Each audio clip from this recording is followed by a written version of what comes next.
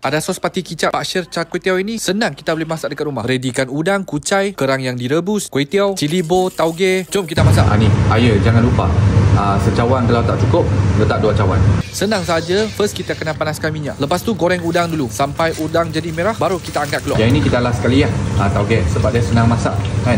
Okey, sekarang ni udang aku dah siap. Ambil ke sebelah tepi dulu sebab kita nak buat dia punya sos sekarang ni. Optional, korang boleh masukkan bawang putih lagi sedap. Kacau sehingga garlic itu berwarna emas. Lepas tu kita masukkan sos char kway teow. Kacau saja bagi dia serata. Lepas tu kita masukkan sedikit cili bo. Kalau nak lagi pedas, masukkan lebih banyak. Dekat Malaysia ni kita masak pakai agak-agak. Seterusnya kita masukkan air. Kacau sehingga warnanya cantik. Masukkan kway teow korang. Lepas tu kita kacau lagi. Sekarang dia punya bau wangi tu dah keluar. Masukkan tauge, kacau lagi. Lepas tu kita masukkan kucai. Kacau lagi. Dia punya bau char kway teow semakin kuat dah. Tambah lagi sedikit sos. Dia akan jadi semakin kering, so kita tambah sedikit air. Masukkan 2 biji telur, kalau tak cukup 3 biji. Jangan lupa telur pun akan serap dia punya air tau. So dia akan liat sedikit. Kalau korang nak cair, korang letakkan air lebih banyak. Masukkan udang yang dimasak tadi dan juga kerang yang telah direbus. Kacau.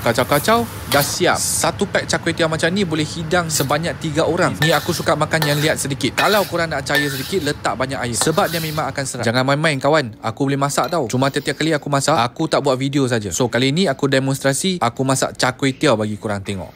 Cepat makan selagi panas. Steam. So sos aku letak dekat beg kuning bagi korang sekarang.